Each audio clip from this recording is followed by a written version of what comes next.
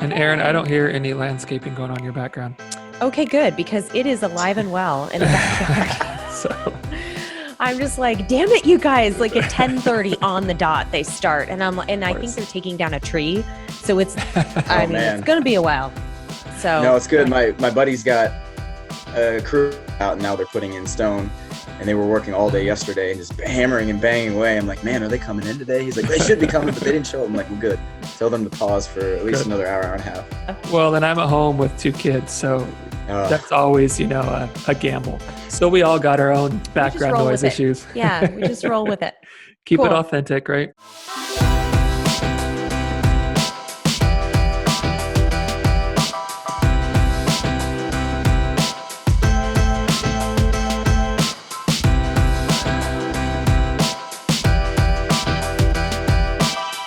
Hello, and welcome to Middleish, the podcast about moderation in all things. I am Michael Gray. And I'm Erin Green. How are you, Erin? How are you doing today? I'm good. Yeah. We're talking over each other again. We like to do this. I am pretty good. And just before we got on, I was a little bit worried about some landscaping going on in the backyard, but it sounds like we're in good shape. Let's hope so, Yeah. Because we have a special guest today. Yes, we do. And I'm really excited for this interview, and I am so excited for our listeners to hear this and to hear their reactions, because I had my own reactions, from kind of watching this unfold. But today we have Pratik Patel. He is a high-performance coach, researcher, registered dietitian, advisor, and author, which I didn't know that piece. We'll get to that. Originally from Shawnee, Kansas, Pratik received his undergrad in dietetics and went on to obtain a master's in kinesiology from Kansas State University.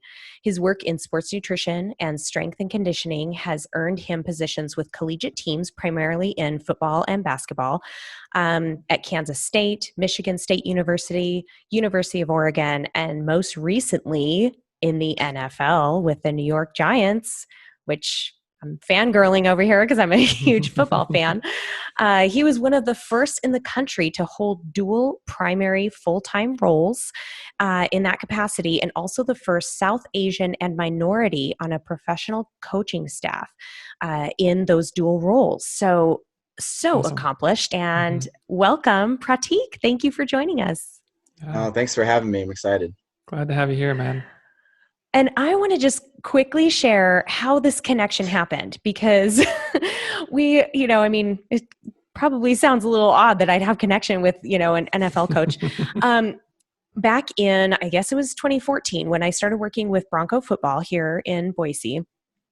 I am a sports dietitian. I'm an athlete. I grew up with brothers, but it quickly became apparent that this is a different culture with a different set of needs and principles, and I was desperate for help. So I started networking, and I reached out to an old college roommate of mine that was working at University of Oregon, and I was like, hey, is there a sports dietitian over there for football that I can connect with?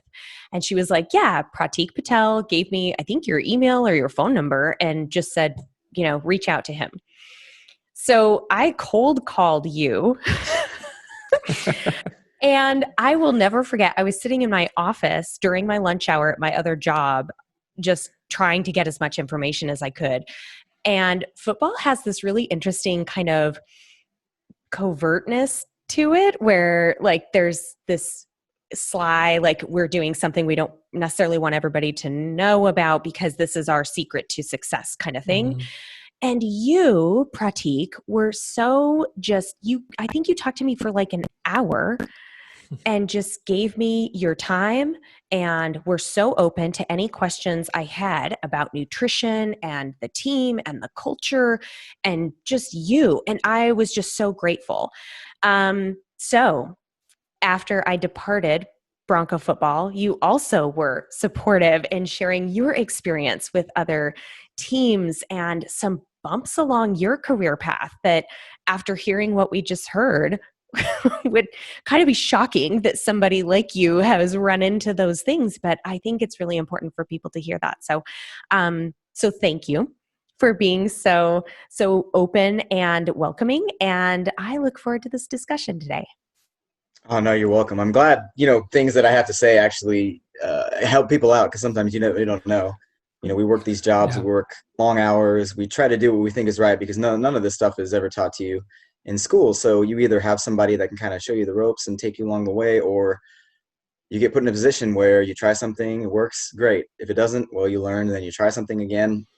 So no one really has the stranglehold or, the perfect book or recipe for figuring all this stuff out. So getting a chance to, share my experiences, but also getting a chance to learn more about what you were going through, or maybe there's something that I can learn from that too, is really valuable. Let's start with a little bit about your background. Let people get to know you. What was your childhood like? Kind of, what shaped you? Yeah, so I grew up in Kansas, in Shawnee, Kansas. I've got an older sister. Both parents weren't born in the States, but my sister and I definitely were. So just like any other typical Asian American family, parents own their own business, so they work very hard. They wanted us to excel in everything that we try to do, especially in academics. So that was definitely a focus for my sister and I. So one thing they really hammered to us was you need to get good grades. So you progress through elementary school, middle school, high school. You can get into a good college, get good grades there, maybe get an advanced degree, and get a good job. So what's really common with families like ours is going into a career field that's highly regarded, where you're going to have success, whether it's in medicine, whether it's in engineering, things along those lines, Mm-hmm. where it's somewhat of a prestigious career field. So trying to, I guess, freestyle and look at different career fields that aren't really known isn't necessarily frowned upon. It isn't encouraged, because there's always the fear that if you don't follow that, doctor path, might not have success. Mm-hmm. And that's happened with, family members, friends that have done that. So that was always something that was in the back of our minds, where you can't do exactly what you want to do. This is what you should do. So growing up in Kansas was, I guess, interesting to say the least. I don't think it was extraordinarily challenging, but it was challenging because you're different than all the other kids that are around you. It's a predominantly white area. Sure. You look differently than everybody else because of the emphasis that my parents placed on education. Uh, I guess I just happened to be smarter than some of the other kids. And the reason was not just because I was Asian, was that, when you go home from school, obviously homework needs to be done, but there's extra work that, our parents had us do, whether it was extra reading, whether it was looking at different books, math, science, what have you, extra workbooks, so that, I guess, educational drive started really early, where it wasn't that I knew I was smart, is I had to be smart because I have to do this extra work to get the grades. And so growing up, I love sports. My parents didn't really shy away from allowing me to participate in them. My sister wasn't really a big fan. She was a little bit more artsy. She has a much more musical background than I do. She can sing, she can play the violin. I can't sing to save my life. I can't play an instrument outside of, Guitar Hero that was out when I was in college. Oh, yeah. I like it. That's about Hey, it. that counts. That counts. I think so. It I does, mean, man. you have to have some musicality to be able to, Absolutely. play on Timing. expert and Yeah. do well. Coordination. Yeah, man. But I was able to play soccer growing up, and I love soccer. It was a lot of fun. I played for a few years. It's actually kind of funny. One of my best friend's dad was one of our coaches growing up, and he ended up going to KU. I went to K-State, and I'm back now in Kansas, back in Western Shawnee, and staying in my friend's house, who his dad coached our soccer team when we were in third grade, Oh, which is kind of wow. funny. That's funny. I wanted to play baseball and football, but because of, how dangerous my parents kind of perceived it, I wasn't allowed to. So I stuck with soccer, then got into basketball in middle school, then transitioned at the tail end of high school to football and track. But in between that time, like a lot of kids, going through middle school and high school, it's a very awkward time. Body's changing, hobbies and all this stuff is changing. Popularity becomes the most important thing, trying to fit in. Instead of trying to belong more than just fitting in, but you have to fit in because you might not be a part of those popular cliques. So I stopped playing sports for, 4 or 5 years, and played a lot more video games, was a little bit more to myself, which, kind of just exacerbates the whole introvertedness of my personality, which is a little bit different than my sister, who's much more extroverted.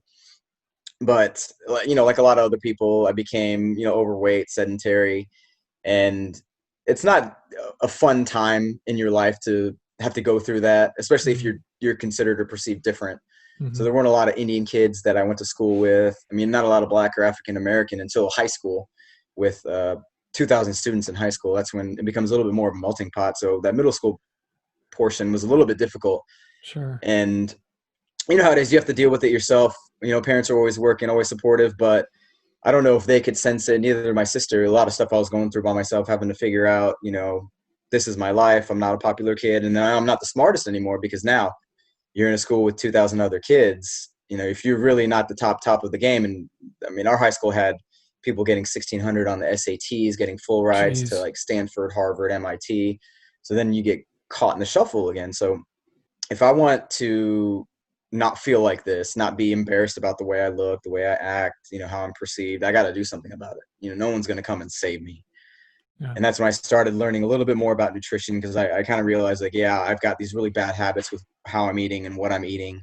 I'm not fit because you get tested, you know, middle school, high school, you go through, because PE is a class. I don't know if it still is nowadays. I hope it is, you know, for the sake of all these sedentary kids growing up in America. But I mean, if the most popular girl in school, who I thought was, you know, beautiful and hot and whatever, said that if you did 5 push-ups, I will go out on a date with you, I probably wouldn't have been able to get more than 1 or 2. By damn, you're going to try though, right? Yeah. Oh, I was going to try it. I would probably try to, you know, do a little worm kind of deal, but and that's how not in shape I was.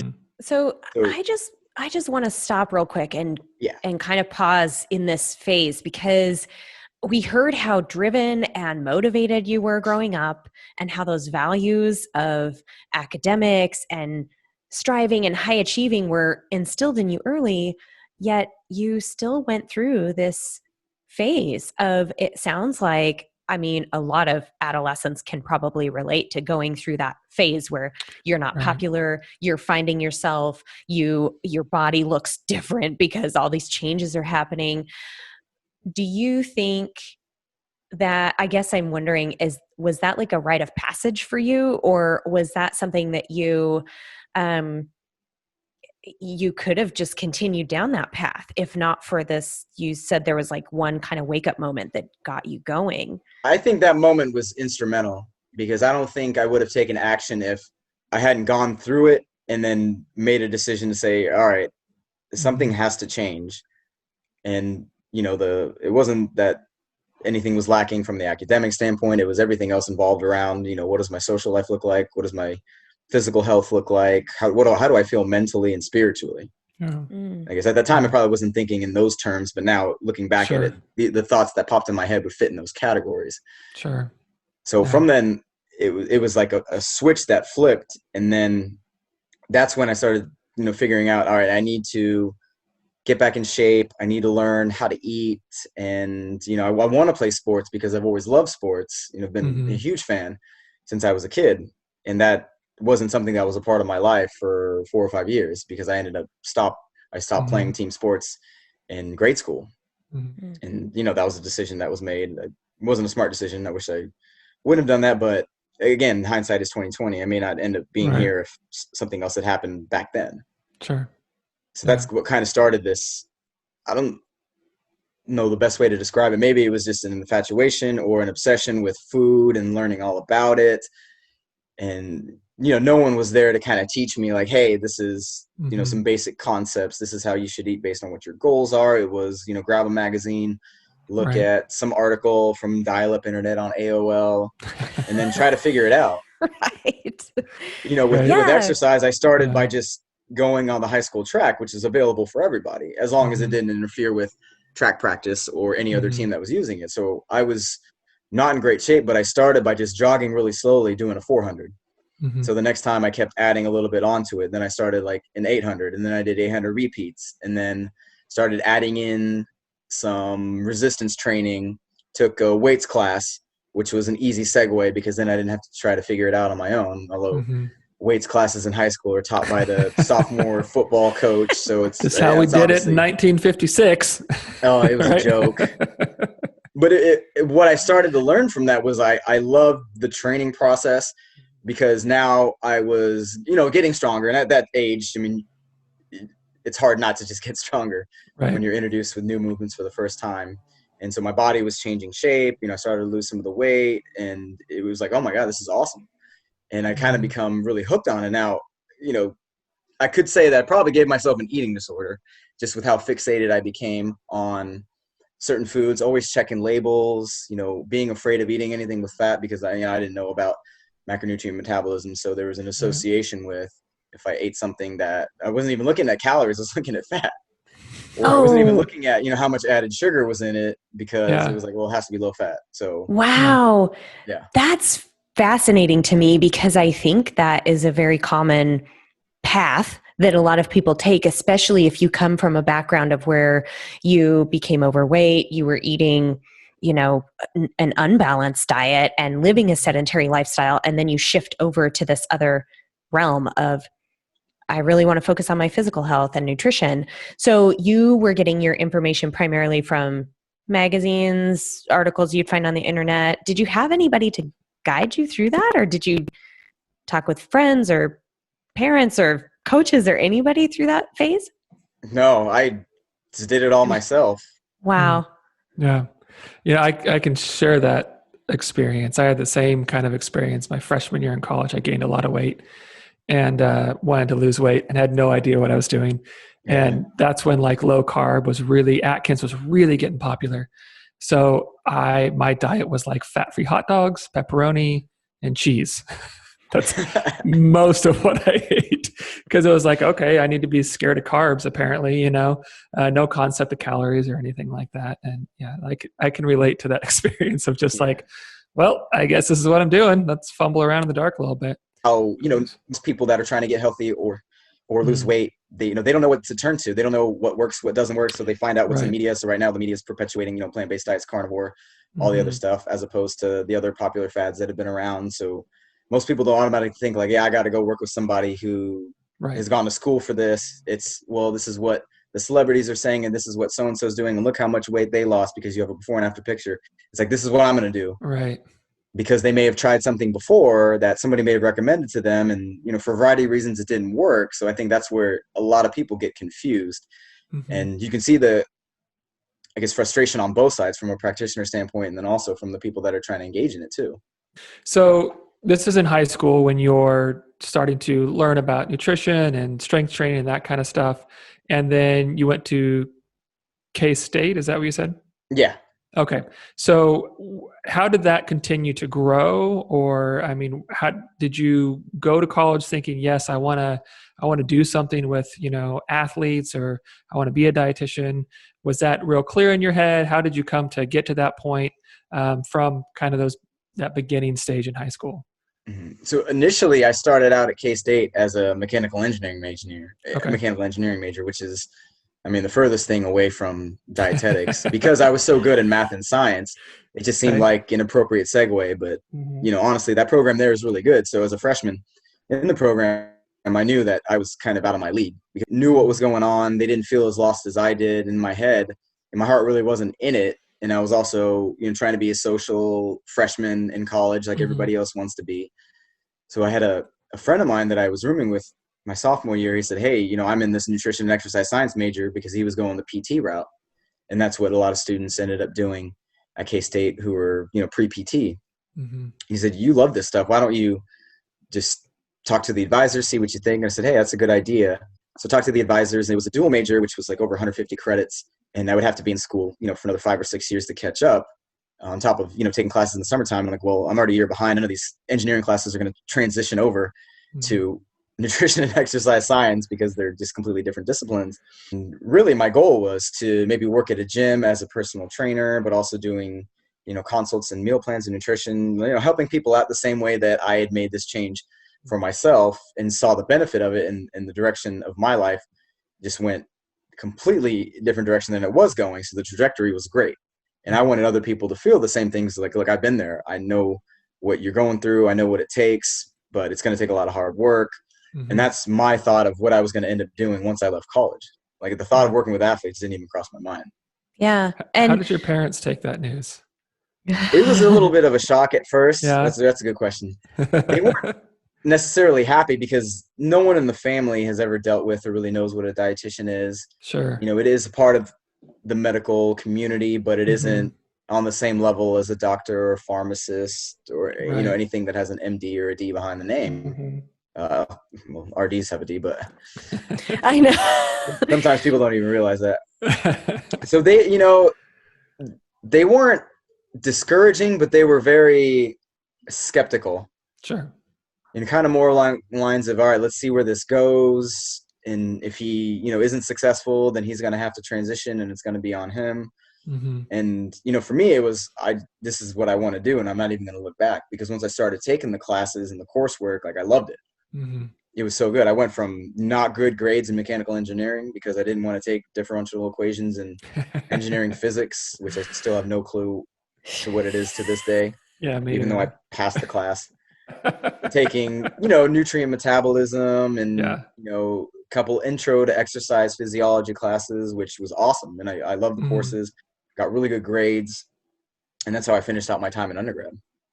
This is so, I'm just like smiling listening to this whole story because it's very parallel to what I went through. I started out in architecture, and which is very much connected to an engineering type of, it's a little more design, and then when I switched to exercise science, which was my first love, was physiology, it just clicked. And like you were describing, all of a sudden you have found kind of where this all comes together for you, and you find your passion and what you want to do. So were you athletic through that entire time in engineering, or did you take a pause from that and then come back to it? I mean, as athletic as, a college fraternity student wants to be, I didn't do a lot of intramurals, like to play basketball, pick up games at the rec, maybe a little bit of football here and there. But that's when I started to spend a lot more time in the weight room. And that was another big thing that, I transitioned back to football and track at the tail end of high school after I'd made, some physical changes to my body. But I think I loved the training aspect of it a lot more than just the competition aspect of it. Play is going to be political. The better players are always going to get time. And if you've been with the team since you were a freshman, then that obviously carries favor in the eyes of the coaches instead of somebody that just starts playing for the last 2 years of high school. And I was very average at best. So the weight room is kind of where I really fell in love and found as my second home. So I continued to do that during college. Obviously still didn't necessarily know exactly what I was doing, still learning how to eat, trying to figure out what my end goal is. And at that time, it's always to be the biggest and strongest dude at the rec. And that's what everybody wants to end up doing, but not really understanding, genetically and how I'm actually built. Like, all right, this is what your frame actually can hold. But you don't know these things at the time. But now when I look back at it, I'm thinking, man, I look like an idiot when I was in the gym, just with the movements I was doing, how, everybody wants to wear a cutoff shirt to look really big and cool, but the only people that you're around are a bunch of other dudes. So you're trying to look big for other dudes instead of the girls you're trying to impress. So it's like, what was I doing? So you said that you really fell in love with the aspect of like preparation, like the strength training, the discipline of it. Is that right? Kind of what you just said? Okay. So, and earlier you said that like in high school, you realized no one's going to save me. Right. Which I think is that's an important point for people who want to be healthier. Like the responsibility is yours. You can hire people, you can work with people, which is great and a fantastic choice, but still like the responsibility is on your shoulders. Only you can save you. So taking those two that, realizing that only you can save yourself and kind of falling in love with not necessarily even the plane, but like the preparation. Do you feel like there was an element of you just kind of fell in love with like the taking things into your own hands, of that responsibility on your part? Yeah. I mean, I think that's huge. And you mentioned it before too, where people, they want the change, they want it easy, but they don't realize that for most anybody that's achieved success in their body or career, whatever it is, it takes a lot of work. Very few people make it happen the first time around, or very few people get lucky. Right. And then even fewer people are kind of these genetic anomalies that will be able to look the same way, six-pack abs and big chest and bulging biceps. I mean, a lot of friends that I had gone to school with back then that had that don't have it now because they stopped putting in that effort. and bodies change over time. So what I developed in high school was that mindset where, no one's going to do it but me. And if I want it, it has to be important. And I have to transition who I think of myself and what I believe of myself into someone that is in shape, who's fit and healthy. And that's what I associate myself with. And I think that's really powerful. I think people sometimes, when they fail, they don't get a chance to do that. So for me, I just was able to develop that drive and know how to tap into it. So, maybe I didn't do well for a couple of weeks, gone off the rail, but then I think like, all right, do you want to go back to the way you used to be? No, back at it again. Yeah. First thing, that's a great point. Monday morning, or, back in the gym, go grocery shopping, get your shit together, and associate yourself with who you are, or you want to be. Yeah. I love that point of the identity, of like, this is how I see myself. Even if I'm not there yet, this is who I'm going to be, and this is who I'm going to identify as, versus this is who I've been. So I keep pulling myself back to who I used to be. I think, just working with everyday, ordinary people, you see that a lot, and they're fighting who they've always identified as versus like, who am I going to be? Who do I see myself as? That's a great point. I'm glad you said that. That's really good. Yeah. And I also am hearing a balance of that piece with some sort of showing yourself grace in knowing like, these are my genetics. This is my history in sport. This is how my life is set up, So I think that is, and that's, totally a Middleish kind of concept that we encourage people to understand here. Sure, set goals, strive for better, and really take a look at where you want to be versus where you have always been, and practice some grace and some, like be your own kind of cheerleader in a way, and be realistic about it too. Yeah. Yeah. I think, for a lot of people, and even athletes too, you get the linemen that come to you that say, hey, I want 6-pack abs. It's like, dude, really? Right. No, you want to look like Tyron Smith of the Cowboys. I'm like, all right, that guy's one of one in the NFL. You're a high school football player or college football player. Like, no. And the same thing for me. I think understanding like, all right, I'm a 5'10" guy. I've got very narrow, hips and legs and bone breadths. I'm not going to be able to carry a ton of mass. So yeah, it'd be great if I was really as muscular as I possibly could be and still feel healthy. But at the same time, like, yeah, I could probably get to that stage, but the way my body is, I'm going to be up in like the 210s, which I've been before when I was at my strongest. But at the same time, like, I don't feel good. This isn't what I want to be. I'm only trying to be big for the players to say that, oh, I can move the same amount of weight as you, when they don't really care. Right. Like, so when I started to say, all right, now let me get back to who I really am, get back to being lean, like, as lean as I can while being just very healthy. And that's what actually impresses the players more. They're like, oh man, you're shredded. I'm like, well, yeah, I can't be, as big as our NFL running back or, our best wide receiver, things of that nature, just being more realistic about who I am and what I can be. You started working not only with the Kansas State University teams, but it also sounded like maybe, did I see the Royals in there and the Houston Texans? And tell us about that, because that's super cool to kind of bridge you into your professional role.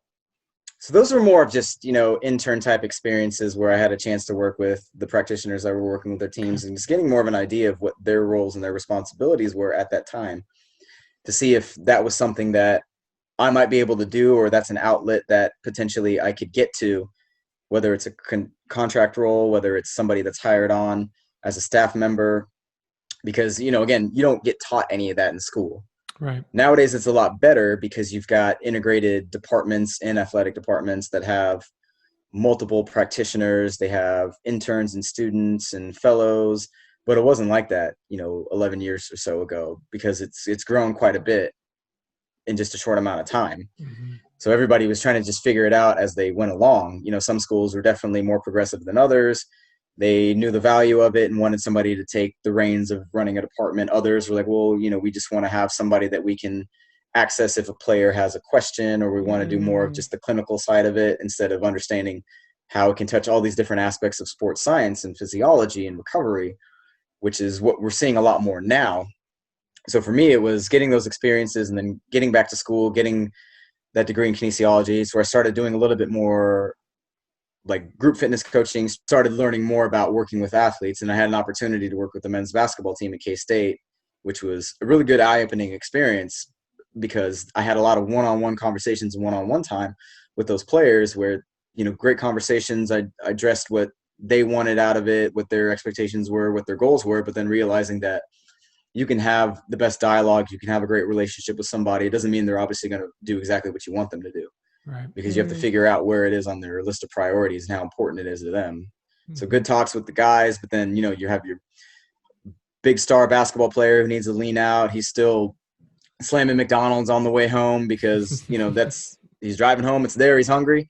He's got money in his pocket. That's what he's going to do. Or, the star basketball player who just needs to work a little bit more on recovery. He's just eating chicken fingers in the calf all day long. Yeah, that's important too, because that's something I think is probably becoming more evident in our schooling that you and I both went through, exercise physiology and dietetics, is the behavior change component.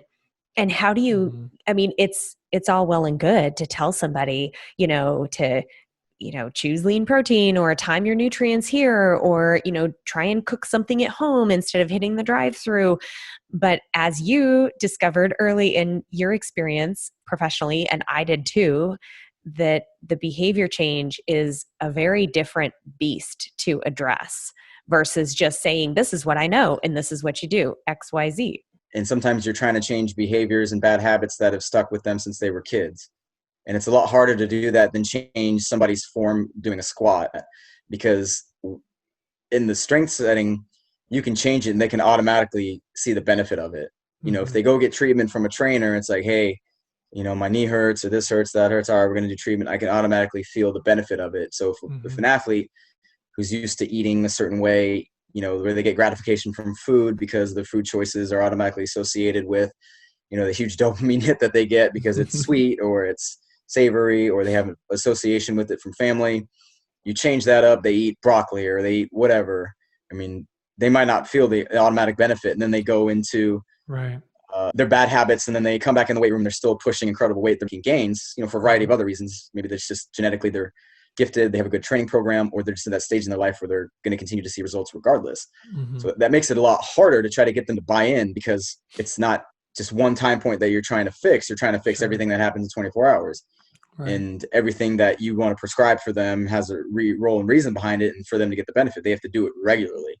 I mean, not just once or twice, like regularly for months. Yeah. And that's hard to get that buy-in, especially if you're not around them all the time to check them. And then also realizing that, the stuff that we're not necessarily taught in nutrition science is you can have these different types of stressors that can provide the body with the benefit as long as everything else is taken care of. So them, going out and drinking one night a week or going out and eating a meal, a high calorie meal, whatever, that actually can provide a benefit if you program it properly. Sometimes they also don't see that too. Right. So that behavioral piece, are like college and professional athletes more open to that, or are they less open to that? Is there a feeling of, I'm here at the top, I don't think I need to change what I'm doing? Is there that kind of assumption, or are they more open to that because they're so driven to be the best they can be? How does that behavioral piece, how is it often received? I think from my experience, they're a lot more receptive at the professional level because there's a lot of misconceptions about what it is working in an NFL environment, especially for college kids that haven't been in it yet. All they see is the glamour on the outside. Sure. And then they, if the really good ones get invited to the combine, they go to the combine. So in this setting, I'm talking to them. I know what the schedule is like in the combine. These guys have long days. They wake up really early in the morning. They got to do drug tests. They got to get poked and prodded. They have to spend hours with each team physician getting, assessed. They have to go through meetings until, 11, 12 o'clock at night. It's not like they're at home where they can kind of eat whenever they want to. So whoever they're working with has to bring them food and snacks. Sometimes it's not always available. And they're like, this is miserable. I can't believe, this is what it's like. So when they get to the league, sometimes that sense of urgency, if it's explained to them by the organization, really helps them see like, hey, if I'm an undrafted rookie free agent, I can make this team because it's happened in the past, but nobody's just going to give it to me. I have to show up and say like, I know what my duties are. I'm in the right shape. I'm in the right size. Physically, I'm capable of doing it. I can do it day in and day out because football is a tough sport, which means I have to take care of my body because my body is my way of making money. So that's why I've talked to players that are like, hey, it's contract year. Tell me what I got to do. I'll hire a chef, tell them the chef what needs to cook, tell me what I need to supplement with. How do I improve my sleep and recovery, things of that nature. So that sense of urgency for the organizations that teach it to the players, or the vets teach it to the younger players, comes into play to where they're more open to be like, hey, you really got to tell me what I need to do. That sometimes it's just words. Sometimes guys are like, yeah, it's going to be my best year ever. I'm going to ball out. Tell me what I need to do. I tell them, and then they don't do it. And that's when you kind of have to take them to the side and say, hey, look, I want you to get paid. I want you to have as much money in your account so you feel comfortable taking care of your family, your mom, your kids, your brother, whoever. But you're not doing it right now, and it's going to hurt you in the end. So sometimes a little bit of tough love. At the college level, it's difficult because there's a lot more going on in their lives in terms of what's imposed on them from the university. You've got a class schedule, you've got tutors, you've got homework. They have to make a certain GPA. You have practice, you have lifts, you have treatment, you have training table, you have meetings. So the day goes from 6 a.m. to 8 p.m. and then they're left to their own devices. Like in professional, in season, it's whatever, 6 a.m. to 4 p.m. and then the rest of the day is theirs. So there's too much done for these athletes come from an early age until they get to the professional level, to where when they get that autonomy in the NFL, they kind of just don't know what to do because their days have been so scheduled. People have been yelling at them and telling them what to do and punishing them, to an extent. Yeah. Where it varies, but you see a lot more in the professional league that are definitely a lot more open to learning more about it. I know firsthand how, there's sports nutrition, and then there's working for a collegiate team, and then there's working for a pro team. And it's definitely a hierarchy of who stands out, who puts in the work, who knows who is dedicated to the process and that consistency. And you have done that, where you built yourself up professionally to work with collegiate teams and then make it to the NFL. Can you tell us a little more about your experience kind of working that up? And is it safe to say there's a little bit of a parallel there that you could help impart with some of these players as to your trajectory? I think so. For most players, really, like a lot of athletes are just very average, very few and far between on a college roster or an NFL roster. Are you going to have, Pro Bowl, high-level caliber players? Sometimes you do with the accumulation of talent. The better colleges are going to have more of the 5-star recruits, but not every single one of them is going to be a first-round draft pick. Most players are average. They just have something going for them. Maybe they harnessed it when they were younger. They spent their time putting into the work, into their craft, to be able to get that opportunity to play. And I think that's with anything in real life. But for me, getting a chance to work at Michigan State, which is my first kind of, larger role working with athletes, especially, football, basketball, hockey, some of the bigger, I guess, higher ticket sports were what my roles and responsibilities were. And that was more of an interesting dynamic because I wasn't hired by the athletic department. I was hired by a department that had all the sports med docs out of radiology. It had a subunit called sports and cardiovascular nutrition where they were providing the nutritional services. And so I was working, 10 hours, 20 hours with the athletes, but also within the department as a teacher, a researcher, and working with the Mid-Michigan youth athletes doing like holistic type training. So for me, it was more, now I'm really ingrained, I'm really put in the middle, and I have to create, these policies, these procedures, the way to work about each specific team with more so of what the team wanted of me than what I thought was possible. In the hopes one day that they would say, all right, we want to create a sports nutrition department or this performance department, and someone's going to be hired full time to be able to do that. Now, my initial hope was maybe that could be me if they think that I'm the right person to do that, if it's within the right time frame. I don't want it to happen 10 years down the line because I might not be able to continue to grow in a position if I'm waiting for something to happen and doing the same things year in, year out, because that would be a waste of my time too. So the first year was more just showing them who I am, what's possible, gaining their trust, which is huge. The second year was actually really successful all around. The football team won the Rose Bowl. Basketball team had always done really well. The women's basketball team won the Big Ten regular season championship. So there's really good momentum. So I'm thinking, all right, it's going into this third year. Maybe there's something that can be done to where they feel more comfortable about creating something, and maybe I could be the person to oversee it. And from the administrator's perspective, they were more just happy with where things were. And in my head, I'm thinking, when I'm getting to a point where I'm not growing in the position that I was in. I'm not learning anything new, and I want to take that next step. And if I stay here, I might not be able to do that, because they could just say, well, in 3 years, well, in 5 years, but then you never want to take anybody for their word, because in sports, it's nothing unless it's written and signed in a contract. Then definitely don't take somebody's word for it. Trust me. And that's when I came across the opening at the University of Oregon, which was great because it was a director role. It was at a university that I had always respected and had really enjoyed watching going back to high school because of their affiliation with Nike, the progressive thought that they had brought to doing anything and everything to get an advantage. And that's why they had, 10 years of great success. And that's something that's very attractive. I'm like, this is so cool. This is the complete opposite of what I'm kind of doing right now. And it might allow me to do what I think is possible. So I was fortunate enough to get the job. So I was there for 3 years. It's where we got a chance to connect. And it really was like a 180. So if I felt like I was put in this very tightly controlled box at Michigan State, at Oregon, it's like, well, there's the Ferrari, here's the keys, go drive it, figure it out. It's like, all right.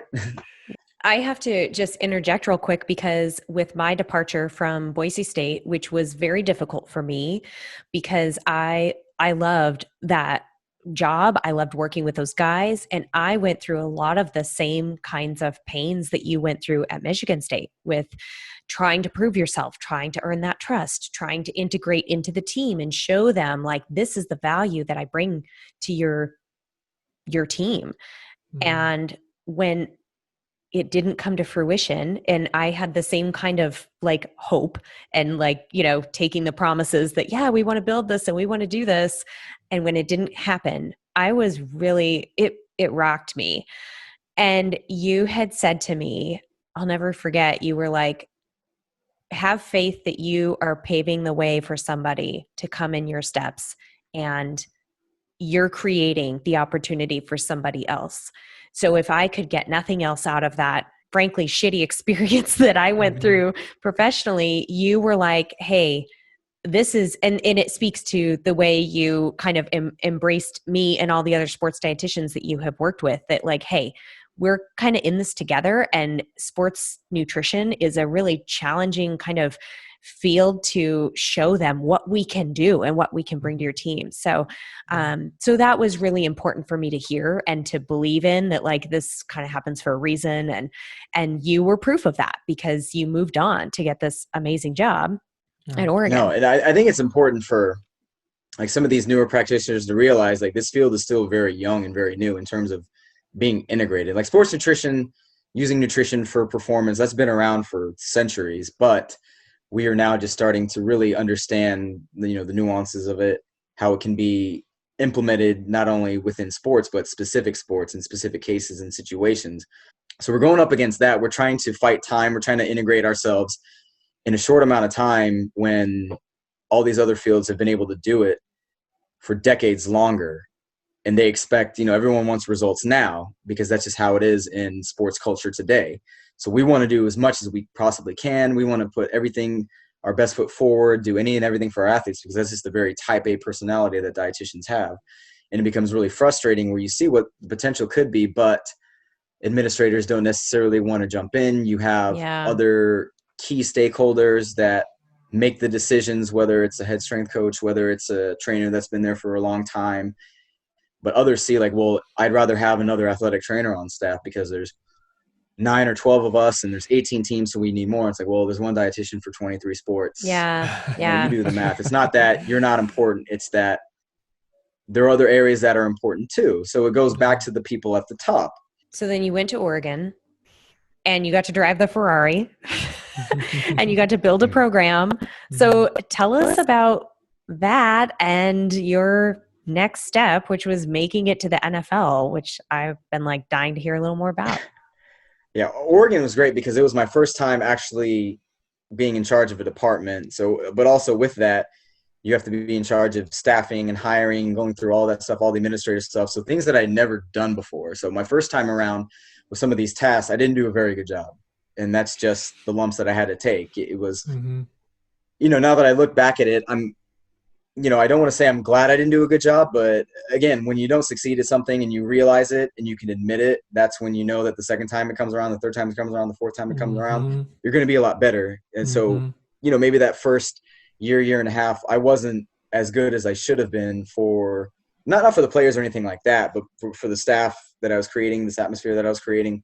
Oregon was also great because it started shifting my focus from putting my eggs in one basket, thinking that I was only going to be successful if the team was going to win, to I'm going to be successful if I make the staff around me better, my staff better, these athletes better, and not just in the nutrition, weight gain, weight loss type sense, help this kid recover. It was more of like, who am I? What do I bring to the table? What mindset can I bring? How I work? Because all the players see it. They all feel it. They all recognize it. Michigan State was still coming up with the whole performance science side of it, but that wasn't something that was super prevalent when I was there. So I never had seen it before. It was just stuff that you had heard about from other people, webinars and things that got posted in the media. So now I'm in the thick of it, working with a sports science coordinator who was from Australia. I'm like, oh my God, this guy has a PhD and he's published papers. It's like, holy crap, I better, start asking him questions and start listening to him. So my development was really great because it was very broad. It wasn't just, this is a nutrition only role. You're going to work menus and you're going to see athletes and then you're going to, deal with the fueling station. It's like, no, you're going to deal with everything and anything that you can get your hands on, but no one's going to tell you to do it. You're just going to have to figure it out for yourself. So being able to have that autonomy was good because I was able to learn a lot from the medical staff. It's a great medical staff. They're still there.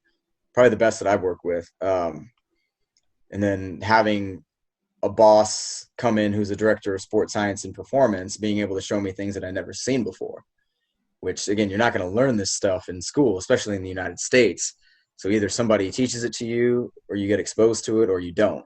So I think that was really key in my development.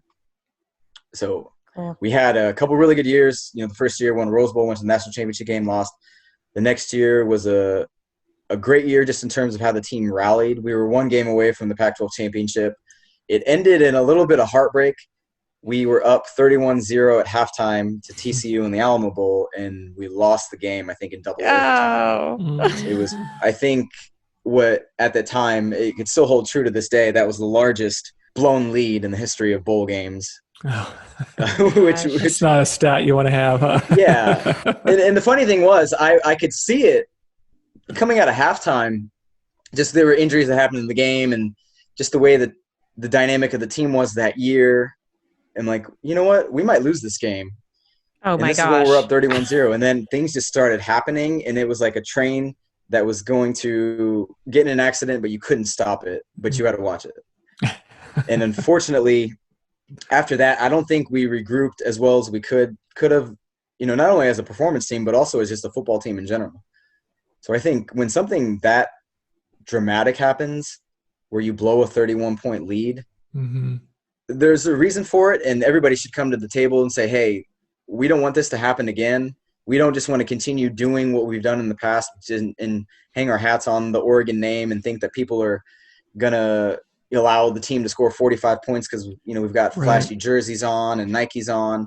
It's like, no, let's kind of just go back to square one and figure out what do we do well, what do we not do well, how do we hold each other accountable and get better all these different areas. I mean, none of that really happened.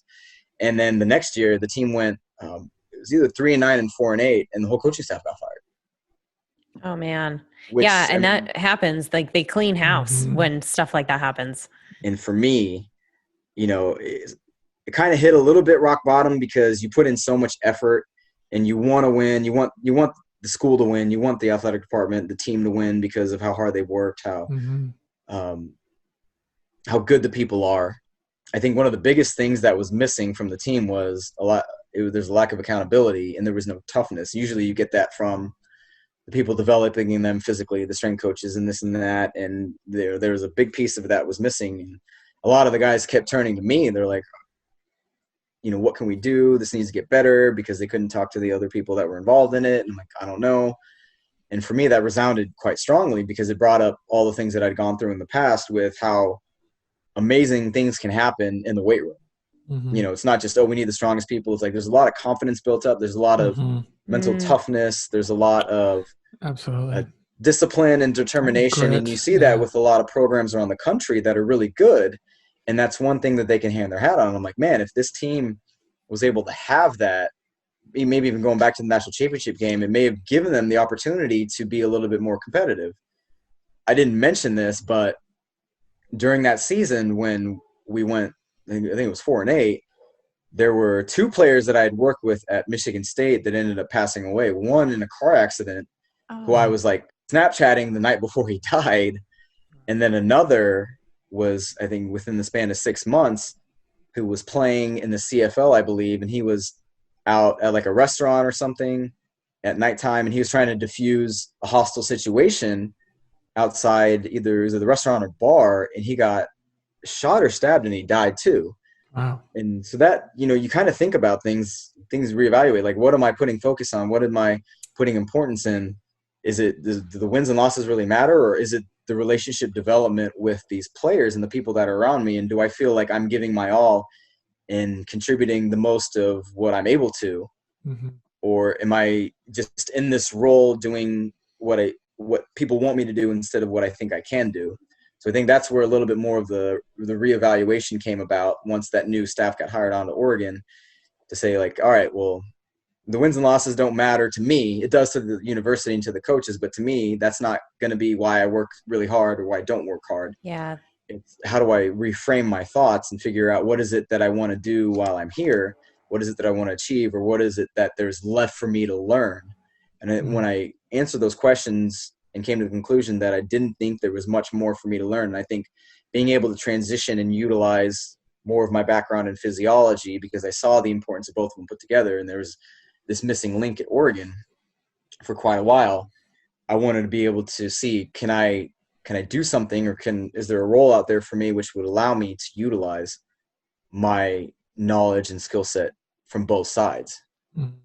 Before that 3-9, 4-8 season, I had been in talks with another NFL team, got pretty deep, but they ended up going with a consultant instead of hiring out. So that seed was planted in my mind. And then going through that type of season, really tough, you know, because even though we saw the writing on the wall of not being able to go to a bowl game, we still had to show up for the players.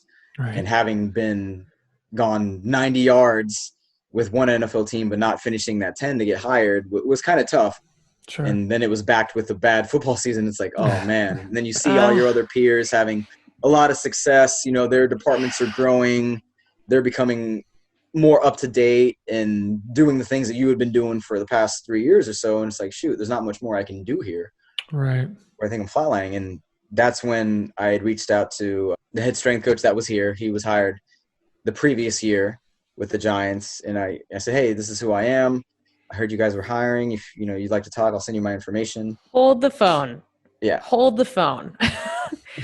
You just glazed over like this. We've heard like some ups and downs in your professional career and in your life, which this is the part that I want everybody to hear, is that you've had these really high points and then you've had some pretty low points too. Mm-hmm. You came into this like low where you had this losing season at Oregon, total changeover with staff and coaching, starting to feel, I'm hearing some doubt in who am I as a professional? What have I achieved in this? You know, should I even go on? And like, oh, all of my peers are surpassing me and like all of that. But hey, I'll just reach out to an NFL strength and conditioning coach and sell myself. I mean, can we just talk a little bit about that? Sure. That's some confidence, man. I like it. I love it. You're scrappy and it's great. And it's almost like, okay, I'm at the lowest point. So what do I have to lose? Mm-hmm. Yeah. I don't know if I thought of it that way. I think the low point was just more of the way I was associating my feelings of feeling successful with what the team's win or loss record was. I think sometimes going through those low points are really important because it allows you to kind of reevaluate what it is you want, what it is you want to achieve, how can you get better as a professional, what am I doing well, what am I not doing well? Because when things are going right, people don't want to change it because they don't want to be the thing or the one person that deviates from what that success had brought. So I think it's important for people to actually get a chance to go through some of those valleys as opposed to always being at the peak, because that's just what life is. We're not always going to be at the peak. So, okay, tell us about the NFL. That's crazy. It's pro time. What was that like, man? For me, I thought it was awesome. It was the role that I wanted. So I didn't want to just take a role in the NFL where I would get put back in a box like I was at Michigan State, because then that wouldn't allow me to touch on the things that I allowed myself to reevaluate after that final season at Oregon. It wouldn't allow me to feel like I was really making a difference, or at least trying to utilize my skill set to the best of my ability. I didn't want to just go in and just be like, oh, the food guy. I don't think that would have fulfilled me. I don't think I could have brought a lot to the table, because anybody can do that. This momentum that I gained from Oregon was like, oh, I'm doing things that nobody else is doing. So the NFL, there was a lot of excitement going into that first season in 2017, because the team had made the playoffs the year before, lost a wild card game to Green Bay. Like, Eli had played really well, and there was just a lot of drops by the receivers. And the infamous boat trip picture, which I don't know if you guys know about, but that is a sore spot in a lot of New York Giants fans around the league. Oh, I don't, but I have to look it up now. So the players, when you've got you qualify for the playoffs, you might get like a week off or something before the games are scheduled, or a certain amount of days. So when players get the day off, and it's more than 1 or 2 days, I mean, some of them will just leave the state. They will be on the first plane trip somewhere warm or somewhere away.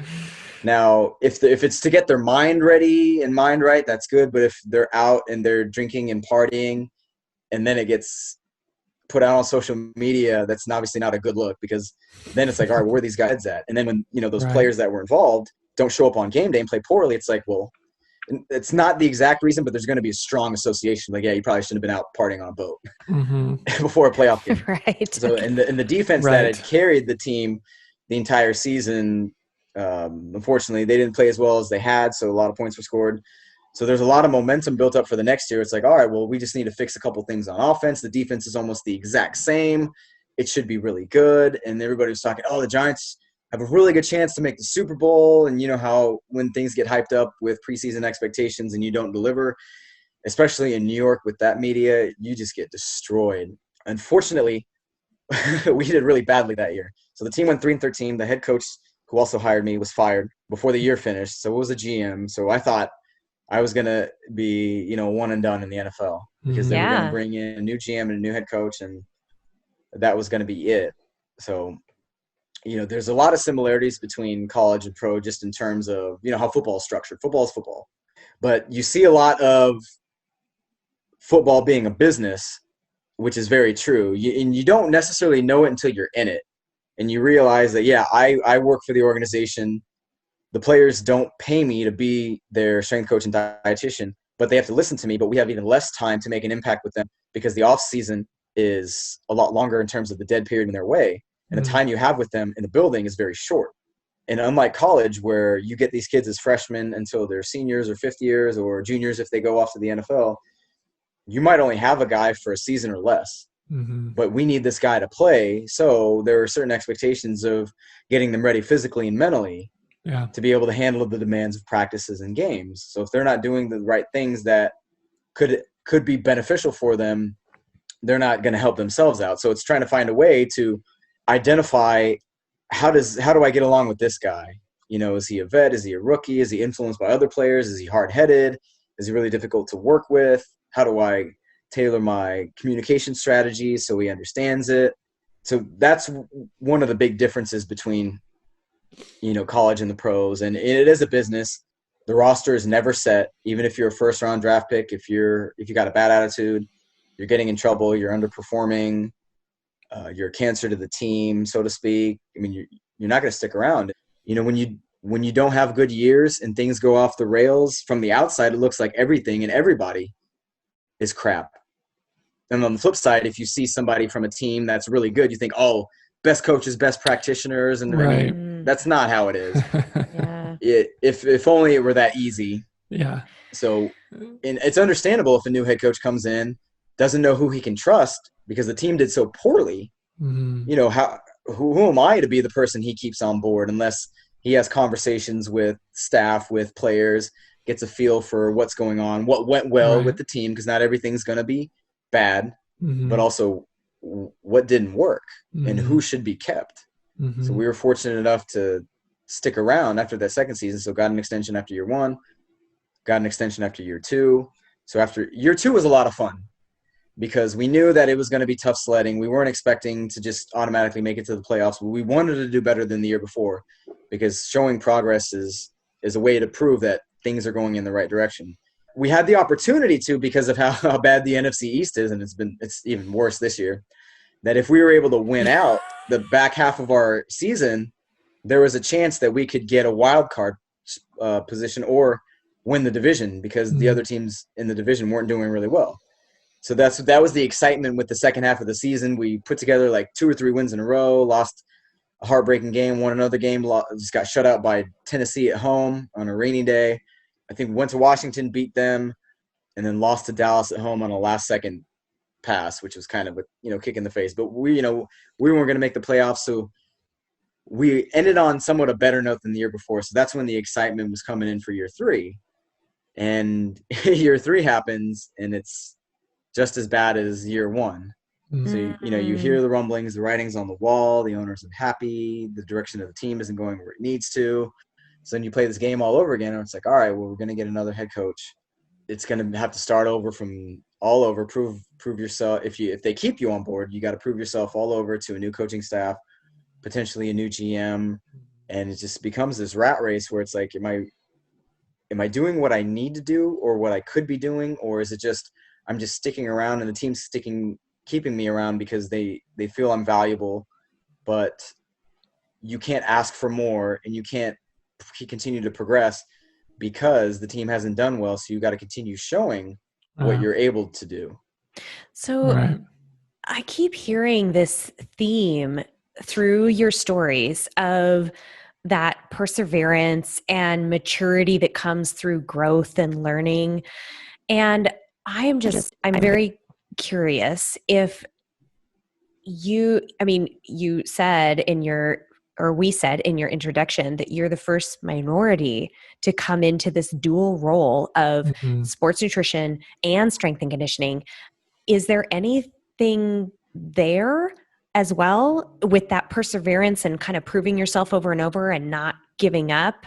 Because I think that's a really unique, that puts you in even more of a unique position.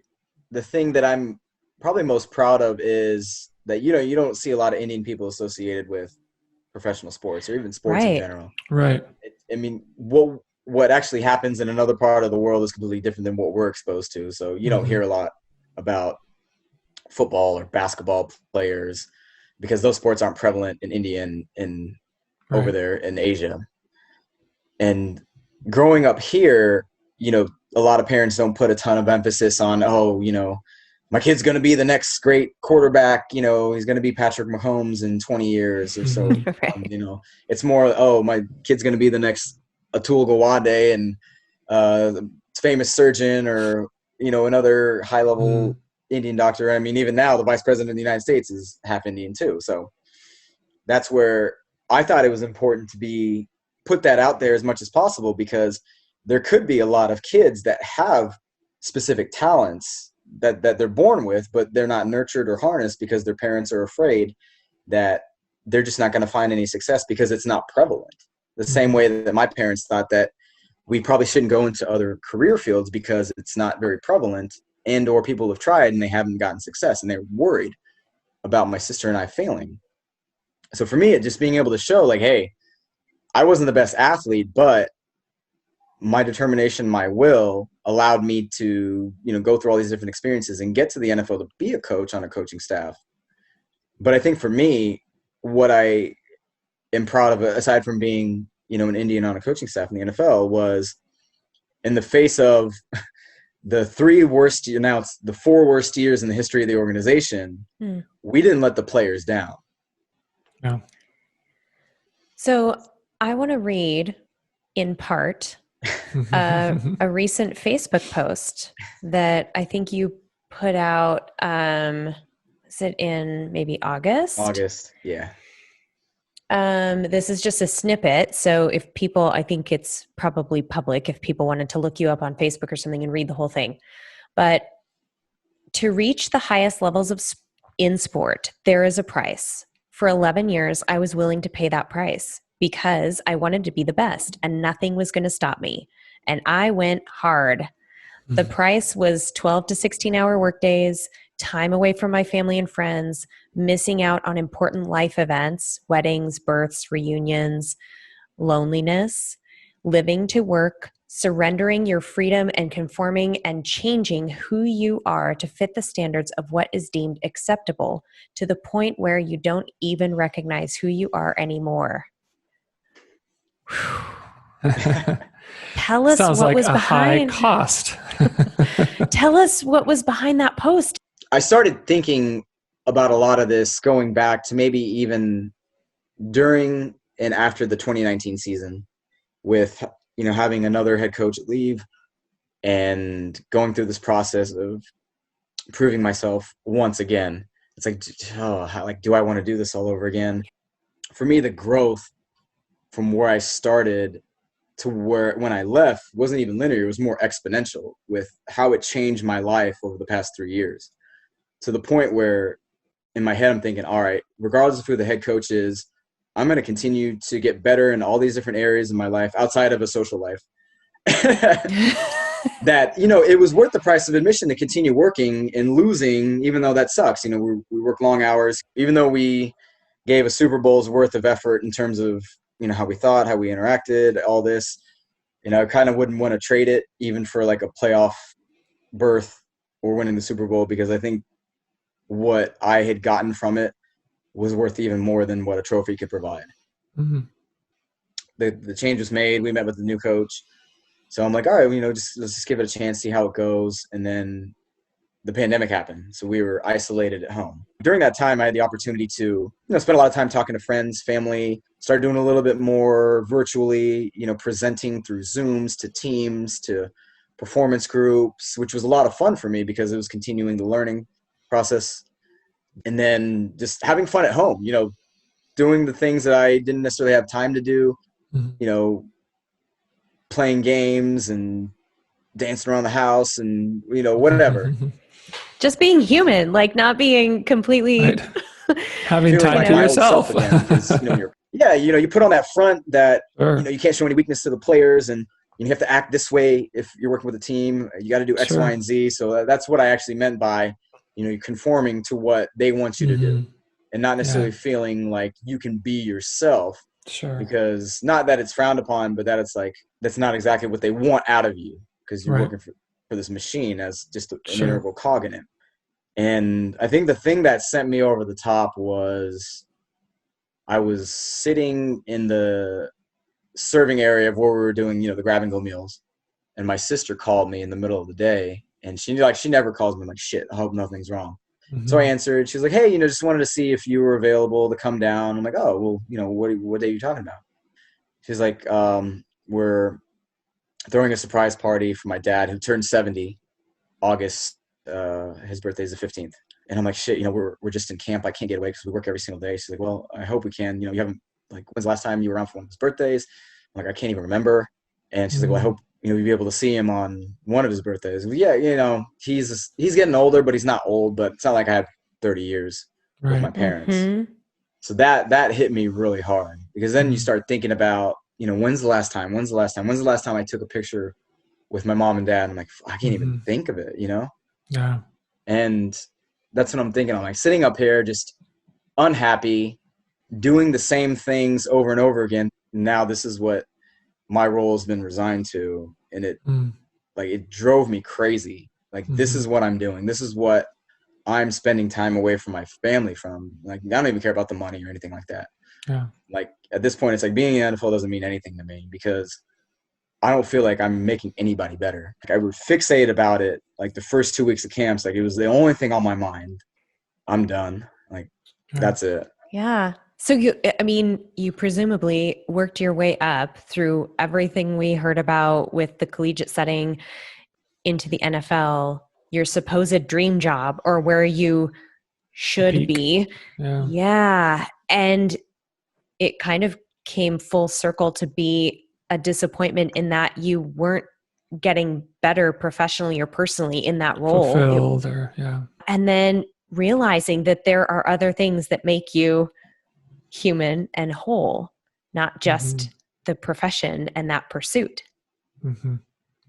Yeah. And that's what it really came down to, was just thinking like, all right, am I going to be with this team for 5 more years, 10 years, and then I'm 50 years old and I'm single and I don't have any kids, but I'm so, because of that drive I created when I was in middle school, high school, about wanting to achieve success and be the best. Like I wouldn't not put everything I had into it to want to continue to be the best, to be at the highest level, to do things nobody else has done. So that's just part of my persona. So I'm like, all right, is this how the rest of my life's going to go? Am I going to continue to have to try to prove myself every 1, 2, 3, 5 years to another head coach? I had done a podcast back last November. At the end of it, the host had asked me a question. They're like, well, we feel you have made a lasting impact and this and that, but I don't feel that way because obviously I love the athletes that I work with. They're great guys. I've got a good relationship with them, but at the professional level, since they're not hiring you and you're not a part of their crew, you work for the organization. Is this exactly what I want? And do I feel like I'm making an impact on the world based on the knowledge, experience that I've had and can share? And during the lockdown, I was having a lot of fun talking to people on social media and doing a lot more just posting of experiences and thoughts and different things that just manifested in my mind and resounds with a lot of people. And I have fun interacting that way. I'm like, I'm having more of an impact with people I don't even know through social media than I am with my own athletes. And I feel like there's so much more to give and do. And a lot of people, not even just athletes. I mean, there's so many people that have gone through similar situations or they need to find a way to break through. And no one's kind of been that person to help them see that. This isn't that rah-rah leadership stuff where everybody's positive and spouting the same crowd. I mean, that stuff doesn't work. I mean, that's not realistic. And sometimes you got to kind of go to those dark places to be able to find out who you really are, to rise above it. And if you watch The Last Dance, you see how Michael Jordan acted. People don't like that, but I'm like, that's awesome because look, it worked. It's so true.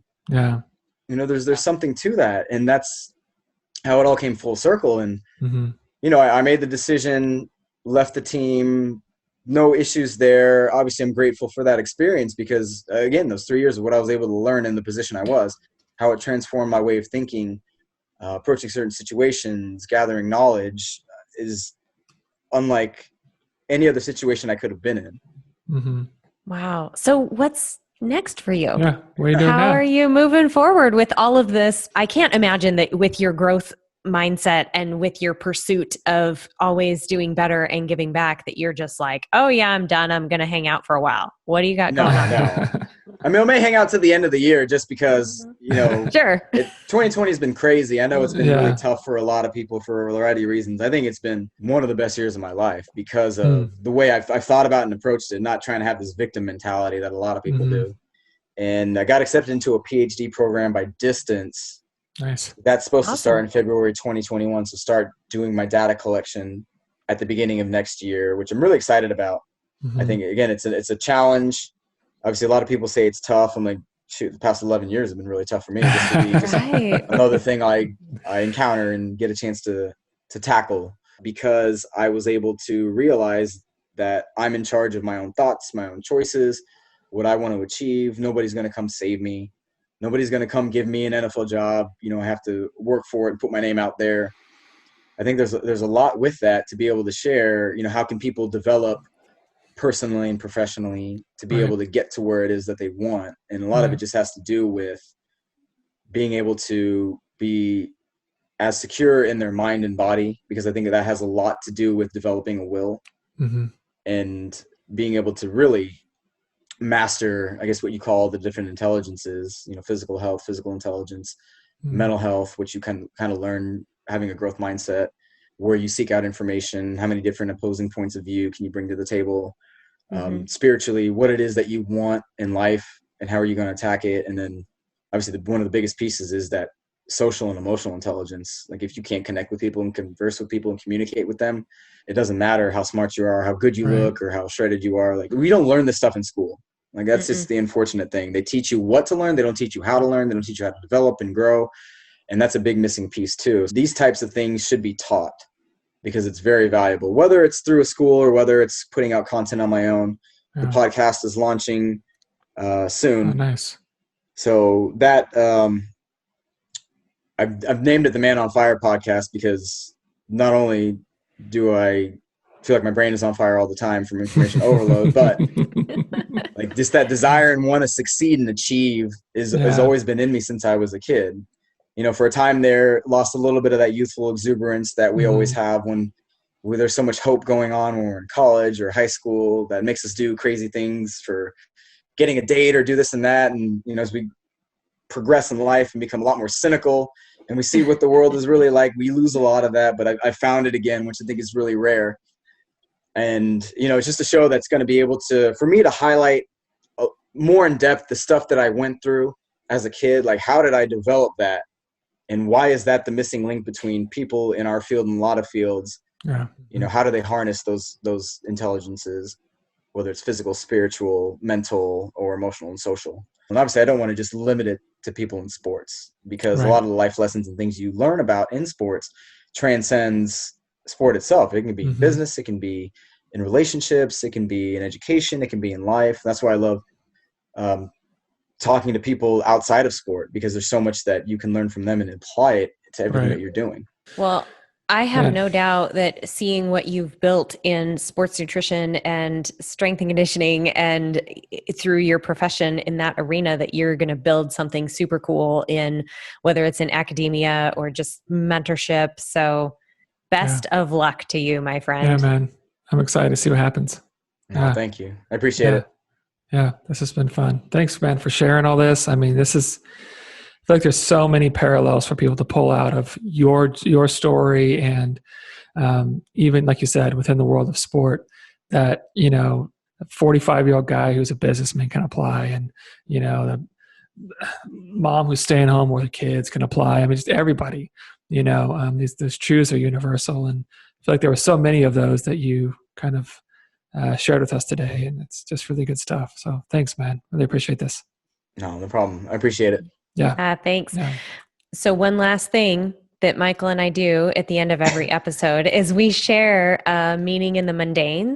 So we'll let you go last if you want to. I have one off the top of my head. It's kind of funny, but embarrassing. Do it. So I consider myself a really good driver, just in the sense that last speeding ticket I got, I could have been in Doesn't college. Everybody? My buddy who I'm staying at, his younger brother just bought a house pretty close by. So it's in a neighborhood a little bit off the beaten path.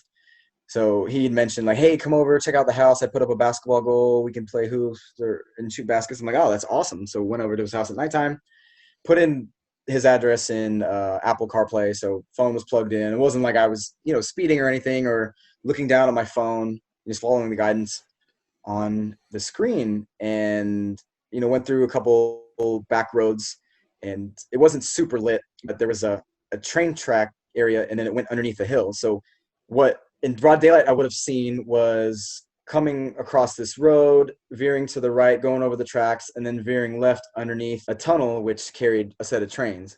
The speed limit was like 35 miles an hour, so not super fast, but not slow at all. So what I actually did was I went left on the tracks at like 35 miles an hour.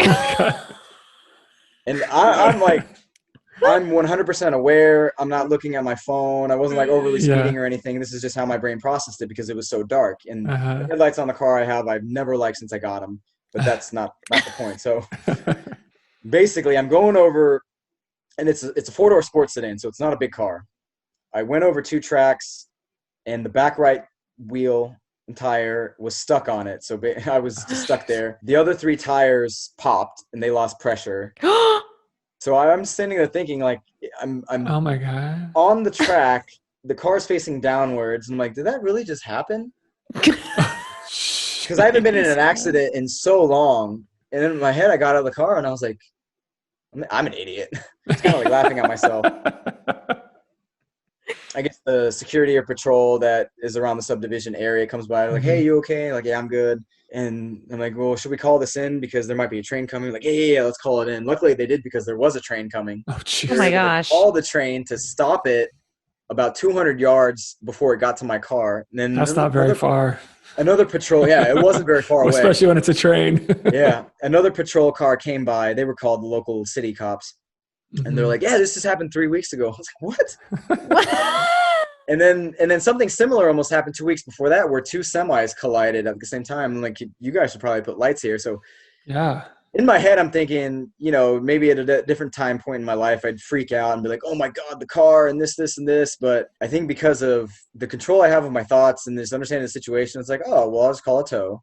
Insurance will take care of it because I've been paying insurance for decades and have never had to use it. Right. And I'm not injured. I'm fine. So in my head, I'm thinking, man, what a horrible situation to be in. But it's just whatever, it happens. It kind of shows you like, hey, I'm alive. I can make mistakes, but I'm glad I went through it because I've never had to file a claim before. I've never had to call the insurance company. I probably wasn't paying attention as well as I should have. But oh man. The first thing I did was take a picture. Like, what? You're like, are you okay? Do we need to come get you? I'm like, oh, I got a bunch of cops around me. Yeah. That's funny, man. I mean, I was embarrassed. Like, they came back. They're like, are you hurt? I'm like, no, I'm embarrassed. Yeah. Which is worse. Yeah, no kidding. That's good though. I mean, you learn from those kinds of experiences, and it's good that you were able to stay calm and not freak out, for sure. So mine is less exciting. Mine really is a mundane kind of experience. So we have a cat, Rally, and for those listeners who know, he's like our little baby. We're ridiculously in love with this cat, and he basically like runs the household, runs the show. And he's hurt. He has a hurt leg. And we're not really sure what's wrong with it, but he's been limping around the house and just sleeping all day, which is unusual for him. He's usually up and he's very social and he's very snuggly. And I have had so many times where he'll crawl up into my lap, especially now that the weather's getting cold and he wants the body heat. You know, I'm not fooling myself that he's totally in love with me. He just wants the body heat. And he, last night he did lay with me for a little while, but he was completely stoned because he had been at the vet. And I'm just thinking back to all these times when like Rally in his personality and his cuddly nature when it suits him, and his presence around the house because I'm working here. And today he's at the vet all day until I go pick him up. And I miss him. And I miss his personality, and I mean, for people who are not cat people, they think they're kind of assholes, and they're like, you know, they're yeah, okay. I mean, they can be. They can be. Yeah, so I do miss him, and it makes me appreciate, you know, those moments even more that I've had my little buddy, my little coworker around. So yeah, nice. We'll figure it out. He'll get better soon, but yeah, hope he's okay. Keep us posted. Yeah, I will. So for me, it's just been the last few days. So my youngest daughter, Sophie, who's 4, she just figured out how to work our Amazon Fire remote, nice. Which has given her like so much freedom, right? Like to like search and select shows, and you know, like just like she's out of her mind excited that she's able to do this, right? Which for me, like working a remote, it's pretty mundane, right? It's nothing you think about. But to watch her and her excitement about learning something new that's given her this like new freedom where she doesn't have to ask for us to, you know, find something. We're not going like, what show are you? I don't know what the show with the cookie is. You know, she can just go find and search for it herself. To see her like just being so excited about that kind of freedom, it's just been really fun to like see there's just like so much joy on her face as she's just like, I can do it myself, you know? And then it's just been a good reminder to me of like, acquiring a new skill. I need to find more joy in that. Right. Yeah. Like I need to remember to be excited about the new thing. because I think as I've gotten older, it's easy to just kind of like, okay, well, I figured that out, on to the next thing, and not really sit in it and revel in it and just find the excitement about being able to do something new. So it's just a good reminder for me. I like it. I like that. Yeah. So, Pratik, thank you so much for Thank you coming very on and much. sharing Just sharing great. your story with us. And I'm so excited for your next path, and I can't wait to see what you come up with. Thank you for sharing your experiences and continuing to grow with people. And thanks for Thank you sharing for your having time me. with I us. appreciate it. Yeah, this has been great. Okay. And thank you to all of you for listening, watching, whatever you're doing. We appreciate it as always. We appreciate any subscriptions, likes, shares, all that stuff as we try to grow this podcast. We'd appreciate any help you can throw our way.